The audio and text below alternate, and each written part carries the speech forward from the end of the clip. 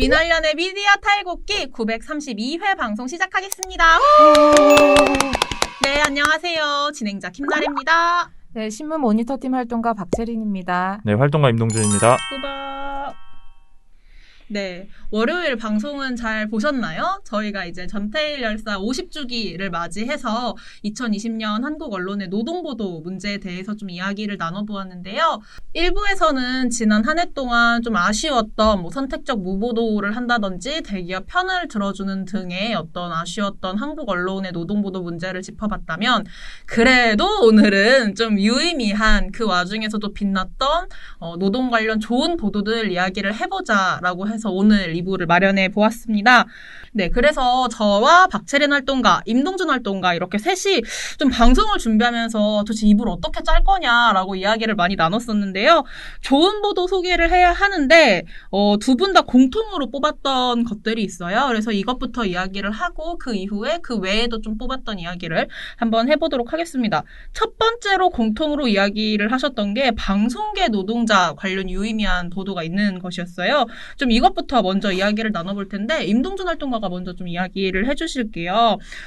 이 기사는 미디어 오늘의 CJB 청주방송 고 이재학 PD 부당해고 및 사망사건 관련 연속보도입니다. 저희가 그 고 이재학 PD님 사망 그것과 관련해서는 박서곤 이사님 그리고 손가영 기자님과 함께 방송을 진행하기도 했어요. 이 기사는 지금 보니까 손가영 기자님 그리고 김예리 기자님이 쓴 기사네요. 어떤 기사였나요? 사실 이게 아마 제 기억으로는 송가영 기자가 여기 출연을 해서 얘기를 했던 걸로 네, 기억을 맞아요. 하는데, 그 송가영 기자가 이재학 PD가 부당해고를 당했을 때, 그러니까 돌아가시기 전에 부당해고를 당했을 때부터 이 사연을 취재를 했다라고 해요. 네, 맞아요. 네. 그래서 이 사안을 취재를 해서 보도를 준비를 하고 있던 시기에 이재학 PD가 돌아가셨고, 네. 그래서 이 사안에 대해서 집중적으로 보도를 한 건데요. 미디어오늘 좀 독특했던, 그리고 또 굉장히 잘했던 부분은 네. 이 사안에 대한 사안 공론화를 유지한 것뿐만 아니라 인터뷰를 지속을 해서 뭐 업계 관련자, 뭐 시민단체 이런 식으로 계속 인터뷰를 해서 이 사안이 왜 문제고 어떤 문제를 바꿔야 되는지를 집중적으로 짚었습니다. 그래서 그 부분이 굉장히 눈에 띄었기 때문에 저희가 이 좋은 보도로 선정을 했고요. 그리고 실제로 제가 이거는 후보로 올린 것도 저였는데 저희가 이제 내부에서 볼 때 제가 본 보도였는데, 미디어오늘이 좀 눈에 띄었던 부분은 다른 미디어지들과 비교를 했을 때에도 뭐 PD저널이나 미디어스나 미디어 전문지들과 비교를 했을 때에도 미디어오늘이 굉장히 많은 보도량을 냈습니다. 그러니까 집중적으로 다뤘다. 그러니까 이 사안이 굉장히 중요한 사안이라고 판단을 했다라는 게 눈에 띌 정도로 보도량이 많았기 때문에, 그리고 보도를 계속 지속해오면서 이 사안을 좀 이슈화하고 공론화하려는 의지가 굉장히 뚜렷하게 보였기 때문에 그런 부분이 굉장히 눈에 띄어서 좋은 보도 후보로 올렸고 실제로 선정이 된 보도였습니다. 저도 이거 방송을 그동안 준비를 하면서 그 송가영 기자님이 또 썼던 그거 보면은 다 진상조사위원회 보고서 내용에 대해서도 다 이렇게 보기 좋게 기사화해가지고 정리를 했잖아요. 그게 실은 굉장히 뭐 몇백 쪽이 되는 보고서예요. 그런데 그거를 일반 시민분들이 아무래도 찾아서 하나하나 읽기는 좀 어려운 부분이 있는데 그거를 다 기사화해서 시민들에게 널리 알렸다는 점에서는 저도 굉장히 이달에 좋은 보도상을 받을 만했다, 이렇게 좀 칭찬이라고 말을 해도 되나요? 뭐 그렇게 좀 긍정적인 평가를 해볼 수 있겠다라는 생각이 드네요. 네, 임동준 활동가는 이렇게 이야기를 해주었는데, 실은 오늘 아무리 좋은 보도 이야기를 하자고 했지만 이게 미디어 비평지인 미디어 오늘에서 나왔던 기사였어요. 이렇게 방송계 노동자, 고용 형태만 프리랜서였지 실상 정규직보다 더 많은 일을 해온 프로듀서, 그리고 언론 환경에 대해서 짚은 보도였는데, 이게 민활련의 모니터 대상인 8개 주요 일간지라고 불리우는 매체에서는 과연 이재학 PD의 죽음? 그리고 이런 청주방송의 실태에 대해서 좀 이야기를 한 언론이 있을까? 이거를 제가 신문 담당인 박채린 활동가한테 좀 부탁을 했거든요. 어떻던가요? 네, 먼저 제가 올해 1월 1일부터 이제 11월 3일까지의 보도를 한번 찾아봤어요. 이렇게 기간을 잡은 이유는 1월 달에는 이제 근로자 지위 확인 소송이 있었고요. 그 다음에 11월 2일에는 그 이재학 PD 대책위가 기자회견을 했어요. 왜 했냐면 청주방송이 최근에 이제 대책위와 합의했던 내용을 이제 번복하려는 움직임을 보이고 있어서 그런 부분을 기자회견을 했기 때문에 그런 보도까지 살펴보기 위해서 이제 1월 1일부터 11월 3일까지의 방송을 보도를 찾아봤는데요. 좀 한겨레 신문이 4건, 경향신문이 2건이었고요. 그 외 6개 매체에서는 찾아볼 수 없었고요. 그리고 잠시만요. 그러면 한겨레랑 경향신문만 지금 보도를 한 거지 나머지는 보도를 아예 안 한 거예요? 네, 그렇습니다. 그리고 청주방송이 번복하려고 한다 이런 내용을 보도한 지면 보도는 한 건도 없었습니다. 그럼 청주방송이 이렇게 내용을 번복하고 있다라는 거 지금 지속성 측면에서는 계속 팔로우업을 해주는 언론이 없다 이렇게 볼 수 있겠네요. 한겨레에서 이제 13일 날 또 다른 이재학들이라는 기사를 내서 방송계 프리랜서 문제를 지적을 하기는 했는데요. 네. 거기서도 이제 청주방송이 번복하려고 한다라는 내용은 좀 없어서 좀 아쉬운 측면이 있습니다. 네, 좀 그러게요. 굉장히 아쉽네요. 다룬 언론 자체도 매체도 굉장히 적지만 이 이슈가 지금 끝나지 않은 거거든요. 제대로 그 진상조사위원회 출범 이후 그리고 합의를 한 이후에 제대로 그 합의한 내용을 하고 있는지 이루고 있는지를 좀 찾아봐야 하는데 근데 이야기했던 것처럼 미디어 오늘에서나 좀 미디어 비평지에서나 그 자꾸 의견을 번복한다라는 이야기가 있지 이거를 주요 일간지라고 불리우는 매체에서 좀 팔로우업을 하고 있지 않다는 게 굉장히 아쉽습니다. 한편 박채린 활동가도 이제 좋은 보도 뽑은 거를 이야기해봐야 되는데 방송계 노동자 관련해서도 박채린 활동가도 뽑았어요. 근데 되게 특이한 게 이게 제목이 창간기획 K-팝 무대 위 노동자들이에요. 이게 제목만 봐서는 무대에다가 노동자니까 어떤 걸 이야기하는 건지 모르겠는데 어떤 기사이며 또 이걸 좋은 보도로 뽑은 이유는 무엇인지요? 네, 이 기사는 아이돌의 인권 침해 실태를 다룬 상하 2편짜리 기사인데요. 그러니까 제가 좋은 보도에는 올리지 않았어요. 그래서 상하 2편에 좀 중복되는 내용도 있고 네. 만듦새에 아쉬움이 좀 있어서 후보작으로 올리진 않았는데요. 다만 아이돌들이 왜 근로기준법 사각지대에 놓여 있는지 그리고 뭐 관련해서 제도적 미비점은 무엇인지를 구체적으로 짚고 있어서 제가 오늘 소개해드리고 싶어서 가지고 왔고요. 대체로 아이돌들은 연습생이라고 많이 불리웠잖아요. 그러니까 연습생이라는 말처럼 되게 애매한 신분이에요. 고용은 됐지만 고용되지 않은 상황이다 보니까 노동관계법에서 사각지대에 놓여 있어요. 그래서 법정 근로시간을 초과해도 이제 고용주한테 뭔가 요구를 할 수가 없고 그래서 무대 위에서 쓰러지는 아이돌들이 생기기도 하고 그러는 거죠. 그래서 많은 분들이 기억하실 텐데 그 접대나 폭행 등에 시달리다가 사망한 배우 장자연 씨 있잖아요. 네. 장자연 씨가 사망하신 이후에 2009년에 이제 표준 전속 계약서가 마련이 됐어요.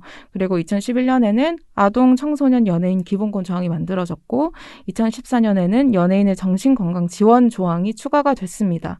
하지만 이들 모든 그 계약들이 공고 수준의 그치고 되게 추상적이고 선언적인 내용이 많아서 사실 기획사나 아이돌의 그 위계관계가 되게 공고한데 이런 부분은 지켜지지 않고 있어서 그런 부분을 좀 구체적으로 지적한 기사입니다. 이전에도 아이돌이 제대로 된 그런 보장 대우를 받지 못하고 있다라는 기사가 많기는 했는데 근데 그마저도 되게 자극적으로 다뤄지는 경우가 많았어요. 근데 이 기사는 제도적으로 어떤 부분이 필요한지 구체적으로 짚고 있어서 좋은 보도로 뽑아왔습니다. 보통 그런 얘기들 일반 시민들이 많이 하잖아요. 아이돌 연예인 가면은 우리가 누구를 걱정하냐, 버는 돈이 천문학적인데 연예인 걱정할 필요 없다 이런 얘기를 많이 하긴 하는데 지금 이야기해준 거 들어보면 무대 위의 노동자들이라고 해서 공감이 되게 되네요. 그 연습생이라는 굉장히 애매한 신분에서 그 어떤 보상, 노동에 대한 보상도 받지 못하고 계속해서 그 연예인이 되는 과정만을 기다리는 그런 부분에서도 문제가 있을 것 같고 무대 위의 노동자들이라는 그 표현 자체가 굉장히 생각해보지 못해서 참신했다라고 이야기할 수 있을 것 같아요. 임동준 활동가 되게 뭔가 이야기하고 싶은 눈빛인데 말씀하세요? 아니요. 아닙니다. 네. 그래서 너무 뭔가 이야기를 하려는 눈빛이어서 한번 질문을 해보았는데 네, 그럼 두 분이 가져온 이 방송계 노동자들에 대한 좋았던 보도 이렇게 두 가지 이야기를 해보았고요. 또 두 번째로 두 분이 공통으로 뽑아온 노동 관련 좋은 보도가 있습니다. 이거는 사회가 변화하면서 소비자들은 편익을 그리고 기업은 수익을 가져가지만 열악한 노동 환경에 놓인 노동자들에 대한 기사예요. 임동준 활동가는 저희 일부 방송이죠. 거기서 박채린 활동가가 비판한 택배 노동자들 사망 보도하고 되게 대비되는 택배 노동자들의 현실을 보여주는 좋은 기사를 갖고 왔다고 합니다. 좀 소개를 해주시죠. 네, 제가 가지고 온 기사는 뉴스타파의 코로나 시대의 택배, 회사는 돈 벌고 노동자는 쓰러진다. 이 시민보 기자의 기사였는데요. 네. 이 기사가 물론 그 택배 노동자들이 연이어서 사망하는 사고가 벌어지기 전에 쓰여졌던 기사긴 합니다. 그런데 내용이 뭐였냐면 이 광주광역시에서 택배 노동자 정모 씨가 사망을 했어요. 근데 이 사안을 두고 뉴스타파가 어떤 과정으로 취재를 했냐면 실제로 이 고인이 사망한 지역에 택배 지역을 찾아가서 택배 노동자가 어떻게 노동을 하고 있는지를 하루를 쭉 따라가 본 겁니다. 르포 취재네요. 그런 형식으로 취재가 진행이 됐는데 그래서 실제 보도에서는 그 최근에 이제 이슈화가 됐던 분류노동 이게 무임금 노동으로 진행이 되고 있다라는 부분도 같이 지적이 되고요. 그리고 분류노동이라 하시면 그 택배 갖다 주기 전에 기사들 택배 노동자분들이 분류하는 거 내가 가져갈 것인지 그렇죠. 아닌지. 그 이제 사실 택배 노동자라고 생각을 했을 때에 물건을 갖다 주시는 분이라고 생각을 하지만 네, 이분들이 노동을 시작하는 단계, 아침에 일을 시작하는 단계에 가보면 엄청나게 많이 쌓여 있는 이 택배들을 어느 지역에 그리고 어떤 것을 어디에 뭐 이런 식으로 분류를 하는 작업을 네. 거칩니다. 벨트에서. 네. 근데 그 거치는 이 노동이 당연히 우리는 임금을 받아야 하는 노동이라고 생각하지만 현재는 임금을 주지 않는 노동이에요. 그래서 그래요? 무임금 노동으로 진행이 되고 있거든요. 그래서 실제로 이분들이 노동을 하는 것으로 인정되는 단계는 그 분류 작업이 마치고 나서 운송을 해서 이 운송을 갖다 주는 것 이렇게 해서 건당 얼마 이런 식으로 지금 수익을 올리고 계신 거거든요. 근데 분류노동도 엄청 시간 오래 걸릴 것 같은데. 맞습니다. 실제로 그래서 이분들이 뭐 오전 뭐 8시 혹은 더 일찍 출근하더라도 점심시간 지나야지 뭐 배송이 시작된다라는 얘기를 하실 정도로 분류노동이 굉장히 고되고 오랜 시간이 걸리는 작업인데 이게 지금 무임금 노동으로 지금 분류가 돼 있는 겁니다. 그래서 이런 부분들을 지적을 함과 동시에 이 사망한 택배 노동자가 얼마나 많은 이 배송량을 담당했는지를 보여준 건데요. 그래서 뉴스타파가 따라간 다른 택배 노동자 같은 경우에 하루 이 일과를 다 마치고 나니까 걸음이 24,674걸음이었고 계단 층수로 계산을 해봤을 때 107층을 올랐어요. 근데 이거는 이제 뉴스타파가 따라간 그 노동자의 운동량이었던 거고 실제로 사망한 이 정모 씨의 운동량은 27,000보 이상 가량이 됐을 걸로 추정이 되고 층수로 계산했을 때 200층이 넘을 거다 이런 계산이 나왔거든요. 그래서 굉장히 혹독한 노동, 그러니까 코로나19 확산 이후에 우리 이른바 뉴 노멀 시대가 도래를 하면서 택배 물량은 엄청나게 늘었지만 택배 노동자들의 노동 환경은 오히려 나아지지 않고 더 악화됐다라는 거를 집중적으로 보여준 보도였습니다. 저는 실은 올해 제가 가장 올해 맞죠? 올해 제가 가장 감명 깊게 봤던 영화 중에 하나가 그 켄 로치 감독의 미안해요 리키라는 영화를 올해 초였나 뭐 작년 말이었나 제가 봤던 기억이 있는데 그것도 그 택배 노동자에 관련한 영화잖아요. 그것만 봤을 때도 굉장히 현실적으로 마음 아프게 어떻게 일을 하고 뭐 사람 대우를 못 받잖아요. 약간 기계처럼 대해지는 모습을 보면서 많이 마음이 아팠는데 지금 임동준 활동가가 이야기해준 뉴스타파 기사 같은 경우에는 동영상으로도 제작이 돼서 다들 보실 수 있는 거여서 아마 더 보면 지금 택배 노동자분들의 현실에 대해서 좀 더 시민분들이 함께 공감하고 문제 변화를 촉구하는 것으로 더 나아갈 수 있지 않을까라는 생각이 드네요. 한편 박채린 활동가도 노동 관련 보도를 뽑아줬는데 경향신문에 녹아내리는 노동이라는 보도예요. 이게 노동이 녹아내린다라는 표현이 굉장히 독특한데 어떤 보도인가요? 네, 녹아내리는 노동은 민원연 1월 좋은 보도 선정작이기도 한데요. 네. 녹아내리는 노동이라는 뜻은 일의 테두리가 사라져서 형태를 알아보기 힘든 노동을 뜻합니다. 구체적으로 예를 들어드리면 노트북 하나만 있으면 사실 뭐 카페에서도 일할 수 있고 집에서도 일할 수 있잖아요. 네. 그러다 보니까 어디서든지 일을 할 수 있다 보니까 노동의 경계하고 휴식의 경계가 되게 흐릿해지는 거예요. 네. 그러다 보니까 막 실적 압박에 시달리고 이러다 보면은 막 쉬어야 할 시간에도 불안해서 계속 일을 잡게 되는 그런 상황이 생기는 거죠. 또 다른 예를 들면은 보통 플랫폼을 통해서 일을 얻는 사람들이 많아지고 있잖아요. 그렇죠. 그러다 보니까 이제 1대1로 계약을 하게 되고 그리고 사실 노동자들은 같은 노동을 하는 다른 노동자들의 얼굴을 또 볼 수가 없잖아요. 그러다 보니까 이제 되게 플랫폼에 많은 노동자들이 모이면서 이제 경쟁이 치열해지고 계약 관계에서 불리한 상황에 놓일 수밖에 없고 근데 노동자들은 또 힘을 뭉칠 기회가 없으니까 그러다 보니까 더 기술은 발달해서 일할 수 있는 기회는 늘어났지만 고용주와 노동자의 관계가 명확해지지 않고 막 그런 문제들이 생기면서 좀 노동자들은 더 힘들어진다 이런 거였어요. 그러니까 보통 흔히 기술이 발전하면은 노동자들이 더 좋아질 것이다. 막연하게 생각할 수 있는데 이 기사는 이제 미래의 노동 혹은 이제 머지않아 다가올 노동이 오히려 기술 때문에 더 큰 고용 불안정이나 과도한 노동을 요구받는 상황에 이를 수 있다를 지적한 기사입니다. 네.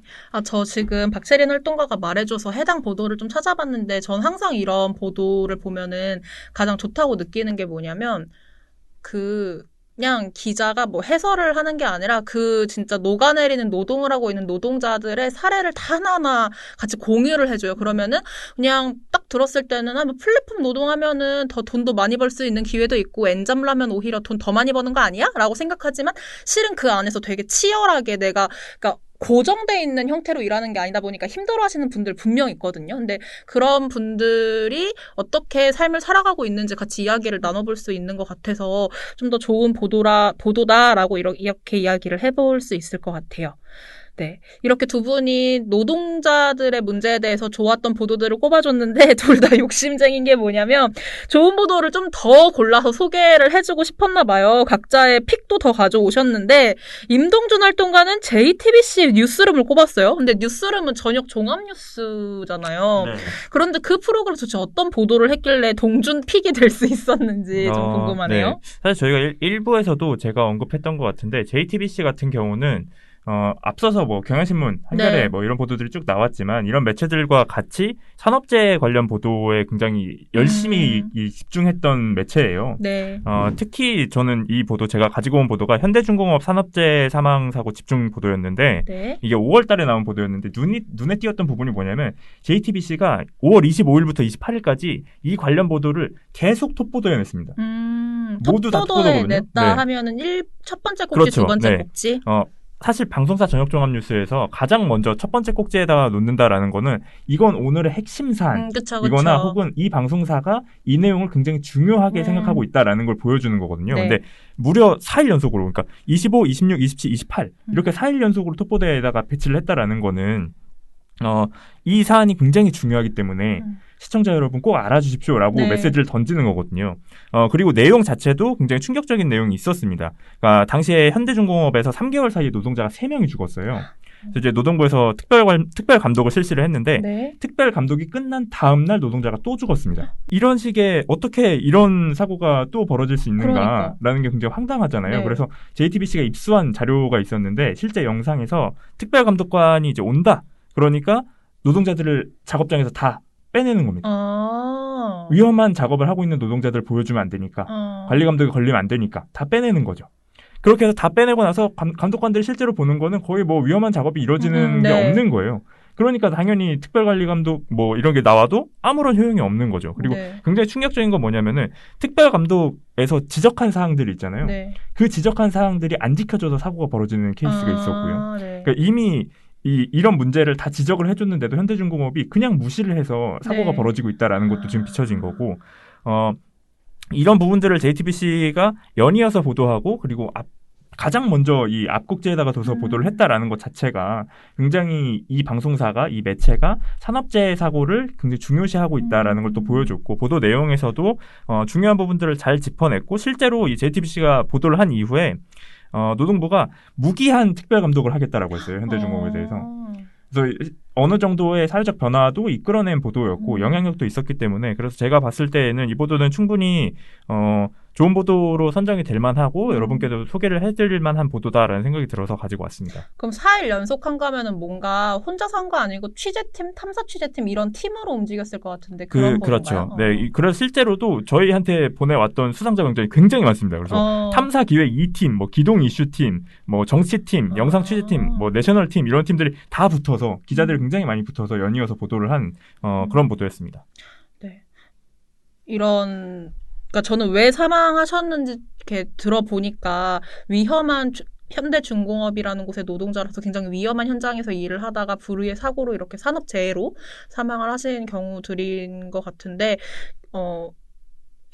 누군가의 죽음이 기반이 됐다라는 건 굉장히 지만 그럼에도 이 기사들을 통해서 무기한 특별관리 감독을 하게 됐다라는 점에서는 굉장히 유의미한 보도이지 않나라고 동일하게 생각을 합니다. 다음은 좀 박채린 활동가에게도 채린픽을 좀 물어보려고 하는데 우열을 가리기가 굉장히 힘들었나 봐요. 박채린 활동가가 방송과 신문 보도 둘 다 들고 왔는데 우선 보도부터 봐보죠. 이번에도 경향신문입니다. 경향신문이 올해 유의미한 노동 보도가 굉장히 많았나 봐요. 박채린 활동가가 선정을 하면서 이게 노동자라고 할 때 우리가 그냥 쉽게 떠올리는 그런 노동자?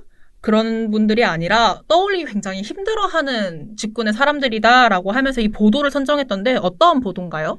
네, 저는 산업재해의 대표적인 사각지대인 농업 분야의 안전재해를 짚은 보도를 가지고 왔습니다. 네. 농업인재해 같은 경우에는 사실 단신으로도 다뤄지지 않는 경우가 꽤 많아요. 네. 그런데 재해율을 살펴보면은 다른 산업의 2배에 이르고 또 국제노동기구는 농업을 3대 위험 산업으로 분류를 했다고 합니다. 그래서 대표적인 사각지대임에도 불구하고 사실 언론의 주목을 받지 못한 분야라고 할 수 있습니다. 경향신문은 농업인의 노동 환경을 살펴보면서 이제 문제점을 찾아냈는데요. 그러니까 국가가 작업 환경 개선에 무관심하고 또 기계 사용에 대한 안전 조처를 미흡하게 한 탓에 발생했다고 지적을 하고 있고요. 근데 그럼에도 농업인들 대부분은 내가 뭐 기계 사용법을 잘 몰라서 내가 뭔가 부족해서라고 이제 산업재해를 그렇게 여기고 있어서 사실 이슈화되고 있지도 않고 뭐 법이나 제도 개선으로도 이어지지 않고 있는 상황이었습니다. 이 외에도 농촌에 보면 이주민 노동자분들도 많잖아요. 그렇죠. 그분들도 사실상 되게 위험한 환경에 놓여 있지만 어떠한 안전도 보장받고 있지 못하다라는 점도 지적을 하고 있습니다. 그래서 좀 그런 점에서 이 보도를 좀 좋게 보고 가져오셨다라고 했는데 제가 알기로 이것도 이달에 좋은 보도상을 받지는 못했던 작품인 것 같은데 픽이었나? 네, 픽이었습니다. 픽이 그거거든요. 민원련에서 이달에 좋은 보도상을 주는데 좋은 보도상은 안 됐지만 굉장히 좋은 보도여서 이것도 함께 소개를 하고 싶다라고 해서 민원련 홈페이지를 들어와 보시면 이달에 좋은 보도상 그리고 이달에 좋은 보도 픽도 있어요. 그래서 나중에 한번 다 같이 보시면 좋겠다 이렇게 말씀 전해드리고요. 그리고 박채린 활동가가 앞서 말씀드린 것처럼 방송도 가져왔습니다. KBS 시사직격인데요. 제목은 겁없는 여자들. 그러니까 제목을 봤을 땐 여성 노동자들에 대한 방송이었을 것 같은데 어떤 방송인가요? 네, 먼저 이 방송은 제가 민원련 들어오기 전에 보고 되게 좋았는데 이제 민원련 들어오고 나서 보니까 좋은 보도로 뽑혀 있더라고요. 네. 그래서 되게 반가웠고 오늘도 소개하면 좋겠다라고 생각을 해서 가지고 왔습니다. 내용은 톨게이트 요금 수납 노동자들의 투쟁기를 다룬 다큐인데요. 네. 그러니까 한국도로공사가 자회사를 출범을 하면서 그 노동자들에게 간접 고용을 요구를 했고요. 이 과정에서 동의하지 않는 노동자들을 해고하면서 이제 생긴 일들을 다룬 다큐멘터리입니다. 제목이 겁없는 여자들인데 이제 다큐멘터리를 보면은 겁을 내는 부분이 없진 않아요. 뭐 예를 들면은 그러니까 동료들의 일부만 이제 직접 고용이 되는 상황이었는데 그 이후에 다 같이 싸울 것인가 남은 동료들을 위해서 아니면 일부만이라도 직접 고용이 되도록 할 것인가 이런 갈등의 과정이 없진 않았지만, 그러니까 불안한 마음이 표출되기는 했지만, 그래도 같이 보듬어주면서 같이 한 발씩 나아가는 모습을 좀 감동적으로 담은 다큐멘터리입니다. 보통 보수 언론들을 보면은 노동자들에게 적대감을 심어주는 기사들이 꽤 많잖아요.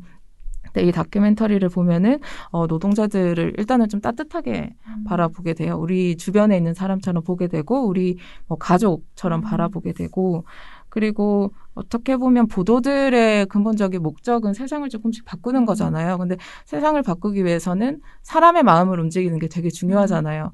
그래서 저는 이 다큐멘터리를 보고 뭔가 마음도 따뜻해지고 제 마음이 좀 움직이고 있다.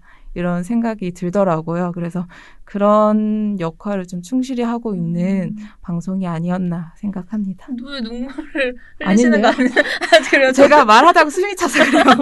저도 순간 울컥해서 눈물을 흘리신다고 정말 숨이 차서 그렇습니다. 네. 저도 이 TMI인데 저 다른 데서 언론사에서 인턴하고 있을 때 이거 관련 사안을 저희 선배가 다뤘는데 기억에 남는 게 그 톨게이트 그 지붕 위로 올라가서 다 같이 현수막 이렇게 걸고 거기서 밤을 새시고 서로 이제 도와서 올라가고 내려가고 그랬던 모습을 봤던 기억이 저도 되게 감명 깊게 남아있거든요. 당시 임동준 활동가도 이거 할 때 같이 뽑으셨나요? 이 방송? 네, 저는 그렇죠.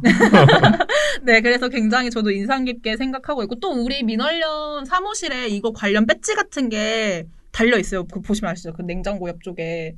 그게 함께 투쟁 뭐 그런 거 같이 있는데, 좀 이런 따뜻한 뭔가 보도, 신문 보도 같은 것도 굉장히 우리 사회에 중요한 유의미한 변화를 가져오지만 특히 방송으로 또 보여주는 거는 또 감정적으로 사람들을 이끌려서 함께 동참하게 하는 능력이 있는 것 같아서 이 방송을 또 박채린 활동가가 좋은 이 노동 관련 방송으로 좀 꼽아주신 것 같습니다. 2부에서는 1부와 달리 우리 활동가 셋이서 참 그래도 밝다고 해야 될지 오늘 좀 웃으면서 방송을 진행한 것 같은데 그만큼 좋은 보도를 볼 때는 언론이 사회를 변화시키기 위해서 그래도 힘을 쓰고 있구나 이렇게 좋은 방송, 좋은 신문 보도가 있구나라고 생각을 할 수 있는 것 같아요. 그래서 더욱 저희 셋이서 좀 이런 보도가 더 알려졌으면 좋겠다라는 생각에서 같이 이야기를 나눠볼 수도 있었고요. 각자 이번 전태일 열사 50주기 특집 방송을 좀 마무리하면서 이야기를 좀 듣고 싶은데 박채린 활동가부터 하시죠. 네. 넘길게요. 제가 먼저 네. 하면요. 사실 이게 전태일 열사 50주기 특집이잖아요. 네. 근데 이게 물론 우리가 전태일을 기리는 것도 되게 좋기는 한데 지금 50년이 지났는데도 전태일을 계속 얘기한다는 거는 50년 전에 전태일과 같은 사람이 지금도 있다는 뜻이잖아요. 그래서 뭐 내년에는 전태일 얘기를 되게 엄청 오래된 유물처럼 얘기할 수 있기를 바랍니다. 임동준 활동가. 네. 오늘도 어김없이 제가 노래를 가지고 왔는데요. 좋아요. 무슨 네. 노래죠? 사실 이게 제가 이런 관련된 보고서를 쓸 때마다 듣는 노래인데요. 뭐, 김용균 씨 관련 보고서를 쓸 때도 그랬고, 김재순 노동자 관련 보고서를 쓸 때도 그랬고, 뭐, 이재학 PD 관련된 논평을 쓸 때도, 검토할 때도 제가 들었던 노래인데, 아이유의 이름에게라는 곡을 가지고 왔고요. 이 곡을 가지고 온 이유가, 이 곡의 가사 내용 자체가, 떠나간 누군가에게 너의 이름을 잊지 않겠다. 그리고 네가 외쳤던 그 목소리를 잊지 않겠다. 뭐 이런 내용들이 담긴 곡이었어요. 그래서 뭐 믿을 수 없도록 멀어도 가자 이 새벽이 끝나는 곳으로 이렇게 마무리되는 곡인데 사실 이 이름에게라는 곡의 그 이름에 누구를 넣어도 저는 다 맞다고 보거든요. 그러니까 전태일에게, 김용균에게, 김재순에게, 이재학에게 뭐 이렇게 넣어도 다 굉장히 어울리는 가사라는 생각이 들어서 개인적으로 굉장히 슬프고요. 네. 그래서 제 눈물 버튼에 가까운 곡인데, 네. 뭐, 그리고 마지막으로 뭐 하고 싶은 얘기는 사실 이거 제가 김재순 노동자 보고서에 썼던 얘기인데, 네. 노동자가 일을 하면서 안정한 환경을, 성취를 해야 한다라는 거는 모든 노동자에게 다 해당이 되는 거잖아요. 그럼요. 이게 뭐, 모니터와 키보드 앞에 있는 노동자들한테도 해당이 돼야 되는 거고. 우리 같은 시민단체 활동가도 해당이 되고. 네, 그렇죠. 컨베이어 벨트 앞에 있는 노동자들도 수집 화색이 앞에 있는 노동자들도 모두에게 다 해당이 돼야 되는 거잖아요. 그런데 그렇죠. 어떻게 보면 모두에게 주어지지 않은 권리거든요. 이 상황에서 이미 누군가는 기득권이 되어 있고 그렇지 못한 사람들이 있는 거니까. 사실 그래서 이 이름에게라는 곡을 골라온 이유도 이들이 외친 목소리를 살아있는 남겨진 누군가는 끝까지 외쳐야 한다라는 생각이 들어서 가지고 온 거고요. 그리고 무엇보다 하고 싶은 얘기는 언론인이라고 부르지만 저는 괄호가 빠져 있다라고 생각하거든요. 언론 노동자잖아요, 정확히는. 그쵸. 근데 언론 노동자가 다른 노동자가 죽어가고 있는데 이걸 외면한다라는 건 노동자로서의 책무를 다하고 있지 않다라는 생각이 들거든요. 언론으로서의 책무도 그렇지만. 그래서 흔히 말하는 일하다 죽지 않는 노동 환경이 만들어지기 위해서는 언론 노동자가 동료 노동자들의 죽음을 더 면밀히 들여다봐야 된다. 그리고 끝까지 외쳐야 된다. 뭐 이런 생각이 들었습니다. 네. 임동준 활동가가 외로이 기다린 그 말을 끝없이 길었던 짙고 어두운 밤 사이로 영원히 사라진 네 소원을 가랴 오래 기다릴게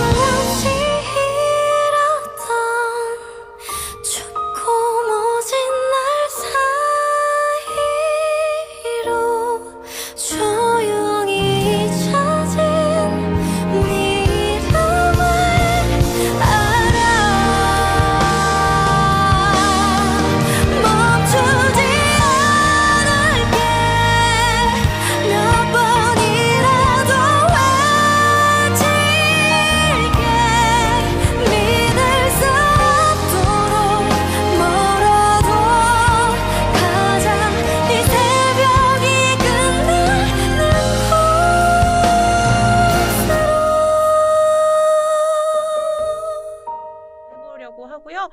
전태열사 50주기 방송은 이렇게 마무리가 되었지만 앞으로도 계속 우리 사회 노동자들에 대해서 그리고 노동 환경에 대해서 좋은 보도 많이들 써주시기를 바라는 마음입니다. 네, 저희 오늘 방송 여기서 마무리하고요. 하나만 공지할게요. 하나만. 저희 이번 주 금요일 방송이 없어요. 저희 민활련 이사 갑니다. 박수 치죠. 민활련 이사 갑니다, 여러분. 네, 민활련이 이사를 가서 금요일에 가요. 그래가지고 저희가 도저히 방송을 찍고 내보내고 이렇게 하기에는 전날부터 짐을 싸야 하기 때문에 조금 어렵다. 그래서 금요일 방송 없고 월요일도 저희가 좀 방송을 하기가 어려워서 다음 주 초에는 아마 MBN 저희가 하도 이야기를 2주 동안 했던 방송들 한번 몰아보시면 좋을 것 같아서 몰아보기 방송 올라갈 테니까요. 혹시 내가 MBN 뭐 놓친 게 있지 않나 싶으면은 그 방송들 봐주면서 다음 미디어 탈곡기 기다려주시면 좋겠습니다. 자세한 일정은 월요일에 공지하도록 할 테니까 그때 많이들 또 시청해주시길 바랍니다. 확인해주시고 다음 주 미디어 탈곡기 방송에서 만나 봬요. 네, 방송 마무리하겠습니다. 민활련의 미디어 탈곡기는 내일도 열심히 털어드리겠습니다. 탈탈탈 안녕.